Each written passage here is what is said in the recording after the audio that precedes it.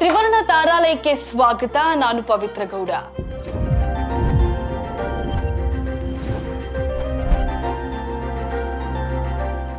ರಶ್ಮಿಕಾ ಮಂದಣ್ಣಗೆ ಈಗ ಚಿನ್ನದಂತಹ ಬೇಡಿಕೆ ಇದೆ. ಅದರಲ್ಲಿಯೂ ಟಾಲಿವುಡ್, ಮಾಲಿವುಡ್, ಬಾಲಿವುಡ್ ನಲ್ಲಿ ರಶ್ಮಿಕಾ ಮಂದಣ್ಣ ಜೊತೆ ಕೆಲಸ ಮಾಡಲು ತುದಿಗಾಲಲ್ಲಿ ನಿಂತ ಹೀರೋಗಳ ಸಂಖ್ಯೆ ದಿನದಿಂದ ದಿನಕ್ಕೆ ಬೆಳೆಯುತ್ತಲೇ ಇದೆ. ವಿಭಿನ್ನ ಪಾತ್ರಗಳನ್ನ ಆಯ್ಕೆ ಮಾಡಿಕೊಳ್ಳುವ ಮೂಲಕ ಒಂದು ಸಿನಿಮಾಗಿಂತ ಮತ್ತೊಂದು ಸಿನಿಮಾದಲ್ಲಿ ಸಖತ್ ಡಿಫ್ರೆಂಟ್ ಆಗಿ ಕಾಣಿಸಿಕೊಳ್ತಿದ್ದಾರೆ. ಸದ್ಯ ಪುಷ್ಪ 2 ಚಿತ್ರ ಗೆದ್ದ ಸಂಭ್ರಮದಲ್ಲಿರುವ ರಶ್ಮಿಕಾ ಅವರ ವೈಯಕ್ತಿಕ ಬದುಕು ಕೂಡ ಆಗಾಗ ಸುದ್ದಿಯಾಗುತ್ತೆ. ಈಗ ವಿಜಯ್ ದೇವರಕೊಂಡ ವಿಚಾರದಿಂದ ಸೋಷಿಯಲ್ ಮೀಡಿಯಾದಲ್ಲಿ ಚರ್ಚೆಯಾಗ್ತಿದೆ. ನಿಜ, ಇಲ್ಲಿಯವರೆಗೂ ರಶ್ಮಿಕಾ ಮಂದಣ್ಣ ಆಗಲಿ ವಿಜಯ್ ದೇವರಕೊಂಡ ಆಗಲಿ ತಮ್ಮ ಸಂಬಂಧದ ಬಗ್ಗೆ ಎಲ್ಲಿಯೂ ಹೇಳಿಕೊಂಡಿಲ್ಲ. ನಾವು ರಿಲೇಶನ್ಶಿಪ್ ಅಲ್ಲಿ ಇದ್ದೇವೆ ಅಥವಾ ಮದುವೆ ಆಗ್ತೇವೆ ಅನ್ನೋದ್ರ ಕುರಿತು ಅಧಿಕೃತ ಮುದ್ರೆಯನ್ನ ಒತ್ತಿಲ್ಲ. ಆದರೆ ರಶ್ಮಿಕಾ ಮತ್ತು ವಿಜಯ್ ದೇವರಕೊಂಡ ನಡುವೆ ಇರೋದು ಕೇವಲ ಸ್ನೇಹ ಸಂಬಂಧ ಮಾತ್ರ ಅಲ್ಲ ಅನ್ನೋ ಅನುಮಾನ ಅನೇಕರಲ್ಲಿ ಕಾಡ್ತಾ ಇದೆ. ಇದಕ್ಕೆ ಸಾಕ್ಷಿ ಎಂಬಂತೆ ಒಂದೇ ಸ್ಥಳದಲ್ಲಿ ಇಬ್ಬರು ಸಿಂಗಲ್ ಆಗಿ ಕ್ಲಿಕ್ಕಿಸಿಕೊಂಡ ಫೋಟೋಗಳು ವೈರಲ್ ಆಗಿದ್ವು. ಹೀಗಿರುವಾಗ ರಶ್ಮಿಕಾ ಮಂದಣ್ಣ ಈಗ ತಮ್ಮ ಕನಸಿನ ಹುಡುಗನ ಬಗ್ಗೆ ಮಾತನಾಡಿದ್ದಾರೆ. ತಾನು ಮದುವೆಯಾಗೋ ಹುಡುಗ ಹೇಗಿರಬೇಕು ಅನ್ನೋದ್ರ ಬಗ್ಗೆ ಸಹ ರಿವೀಲ್ ಮಾಡಿದ್ದಾರೆ. ಬಾಳ ಸಂಗಾತಿಯಲ್ಲಿ ಬೇಕಾಗಿರುವ ಗುಣಗಳ ಬಗ್ಗೆ ಬಹಿರಂಗಪಡಿಸಿದ ಶ್ರೀವಲ್ಲಿ. ವಿಜಯ್ಗೆ ಹೋಲುವ ಗುಣಗಳನ್ನೇ ಇಂಡೈರೆಕ್ಟ್ ಆಗಿ ಹೇಳಿದ್ರ ರಶ್ಮಿಕಾ.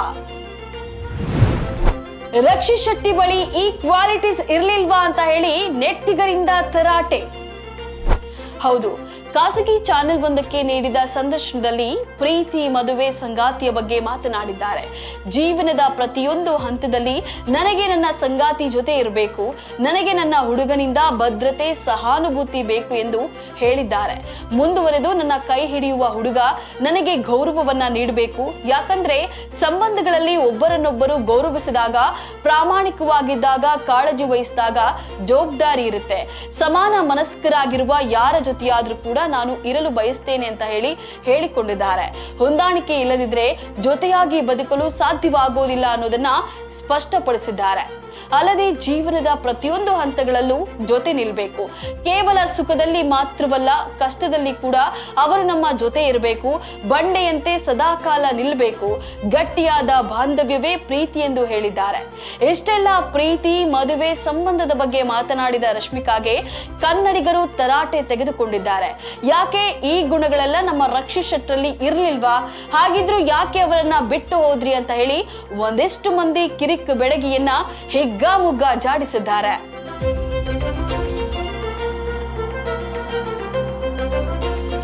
ಅಂದ ಹಾಗೆ ಕಳೆದ ಕೆಲ ದಿನಗಳ ಹಿಂದೆಯಷ್ಟೇ ವಿಜಯ್ ದೇವರಕೊಂಡ ನಾನು ಸಿಂಗಲ್ ಅಲ್ಲ ಅಂತ ಹೇಳಿಕೊಂಡಿದ್ರು.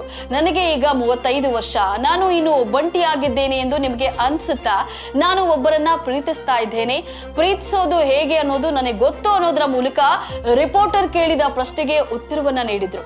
ವಿಜಯ್ ದೇವರಕೊಂಡ ನಾನು ಸಿಂಗಲ್ ಅಲ್ಲ ಎಂದು ಹೇಳಿದ ಕೆಲ ದಿನಗಳ ಬಳಿಕ ಪುಷ್ಪ 2 ಚಿತ್ರದ ಪ್ರಚಾರದ ಸಮಯದಲ್ಲಿ ಕೂಡ ರಶ್ಮಿಕಾ ಮಂದಣ್ಣ ತಮ್ಮ ಹುಡುಗನ ಬಗ್ಗೆ ಕೇಳಿದಕ್ಕೆ ನಾಚಿ ನೀರಾಗಿದ್ರು. ನೀವು ಸಿನಿಮಾ ಇಂಡಸ್ಟ್ರಿಯವರನ್ನ ಮದುವೆ ಆಗ್ತೀರಾ ಅಥವಾ ಹೊರಗಿನವರನ್ನ ಮದುವೆ ಆಗ್ತೀರಾ?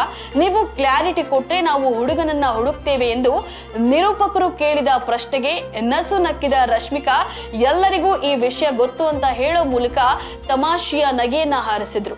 ಆ ನಂತರ ಕೂಡ ನಮಗ್ ಗೊತ್ತಿಲ್ಲ, ಒಂದು ಸಣ್ಣ ಸುಳಿವು ಕೊಡಿ ಎಂದು ಮತ್ತೆ ಪ್ರಶ್ನಿಸಿದಾಗ, ಹಾಗೆ ಹೇಳೋದು ಬೇಡ, ನಾನೇ ಖುದ್ದಾಗಿ ಒಂದಿನ ಎಲ್ಲವನ್ನ ಹೇಳ್ತೇನೆ, ನಿಮಗೆ ಯಾವ ಉತ್ತರ ಬೇಕು ಅನ್ನೋದು ನಂಗೆ ಗೊತ್ತು, ನನಗೆ ಚೆನ್ನಾಗಿ ಗೊತ್ತು ಅಂತ ರಶ್ಮಿಕಾ ಮಂದಣ್ಣ ನಾಚಿ ನೀರಾಗಿದ್ರು.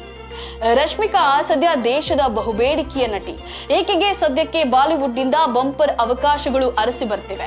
ಇದೀಗ ಶಾಹಿದ್ ಕಪೂರ್ ನಟನೆಯ ಹೊಸ ಸಿನಿಮಾದಲ್ಲಿ ರಶ್ಮಿಕಾ ನಾಯಕಿ ಎಂಬ ಸುದ್ದಿಯೊಂದು ಸೋಷಿಯಲ್ ಮೀಡಿಯಾದಲ್ಲಿ ಹರಿದಾಡ್ತಾ ಇದೆ. ಕಾಕ್ಟೈಲ್ ಸಿನಿಮಾದ ಸೀಕ್ವೆಲ್ ಅಲ್ಲಿ ಶಾಹಿದ್ ಕಪೂರ್ ಮತ್ತು ರಶ್ಮಿಕಾ ಮಂದಣ್ಣ ಜೋಡಿಯಾಗಿ ಕಾಣಿಸಿಕೊಳ್ಳಲಿದ್ದಾರಂತೆ. ಈಗಾಗಲೇ ಕಥೆಯ ಕುರಿತು ನಟಿಯ ಬಳಿ ಒಂದು ಹಂತದ ಚರ್ಚೆ ಕೂಡ ನಡೆದಿದೆ ಎನ್ನಲಾಗಿದೆ. ಈ ನಡುವೆ ರಶ್ಮಿಕಾ ಮಂದಣ್ಣನ ಹುಡುಗರ ಸುದ್ದಿ ಈ ಸುದ್ದಿಗಿಂತಲೂ ಜೋರಾಗಿ ರೆಕ್ಕೆ ಪುಕ್ಕ ಕಟ್ಕೊಂಡು ಓಡಾಡ್ತಾ ಇದೆ. ಆದರೆ ಇದು ರಶ್ಮಿಕಾ ಬಾಯಿಂದಲೇ ಹೊರ ಬಂದಿರೋ ಕಾರಣ ಇದು ಗಾಳಿ ಸುದ್ದಿಯಂತೂ ಅಲ್ಲ. ಏನೋ ರಶ್ಮಿಕಾ ಅವರ ವೈಯಕ್ತಿಕ ಬದುಕು ಆಗಾಗ ಸುದ್ದಿ ಆಗೋದಕ್ಕೆ ವಿಜಯ್ ದೇವರಕೊಂಡ ಅವರೇ ಕೇಂದ್ರ ಬಿಂದು ಆಗಿರ್ತಾರೆ ಅನ್ನೋದು ಇನ್ನೊಂದು ವಿಶೇಷ. ಹಾಗೆ ನೋಡಿದ್ರೆ ಇಲ್ಲಿಯವರೆಗೂ ರಶ್ಮಿಕಾ ಮಂದಣ್ಣ ಆಗಲಿ ವಿಜಯ್ ದೇವರಕೊಂಡ ಆಗಲಿ ತಮ್ಮ ಸಂಬಂಧದ ಮೇಲೆ ಅಧಿಕೃತ ಮುದ್ರೆಯನ್ನ ಒತ್ತಿಲ್ಲ. ಆದ್ರೆ ನನ್ನ ಮದುವೆ ಆಗೋ ಹುಡುಗನಿಗೆ ಈ ರೀತಿಯಾದಂತಹ ಗುಣಗಳು ಇರಬೇಕು ಅನ್ನೋ ಮಾತಿಗಂತೂ ಕೆಲ ಅಭಿಮಾನಿಗಳು ಗರಂ ಆಗಿದ್ದಾರೆ. ಈ ಎಲ್ಲಾ ಗುಣಗಳು ನಮ್ಮ ರಕ್ಷಿತ್ ಶೆಟ್ಟರಲ್ಲಿ ಇದ್ವಲ್ಲ, ಆದ್ರೂ ಅವರಿಗೆ ಯಾಕೆ ಕೈ ಕೊಟ್ರಿ ಅಂತ ಸಾಕಷ್ಟು ಮಂದಿ ಕನ್ನಡಿಗರು ಪ್ರಶ್ನೆ ಮಾಡ್ತಾ ಇದ್ದಾರೆ. ರಶ್ಮಿಕಾ ಹಾಗೂ ರಕ್ಷಿತ್ ಶೆಟ್ಟಿ ನಡುವೆ ಪ್ರೇಮ ಹುಟ್ಟಿ ಅದು ಎಂಗೇಜ್ಮೆಂಟ್ ವರೆಗೂ ಹೋಗಿತ್ತು. ಆಮೇಲೆ ಅವರಿಬ್ಬರು ಬ್ರೇಕಪ್ ಮಾಡಿಕೊಂಡ್ರು. ಇದಾಗಿ ಎಷ್ಟೋ ವರ್ಷಗಳಾದ್ರೂ ಕನ್ನಡಿಗರು ಇದನ್ನ ಮರೆತಿಲ್ಲ.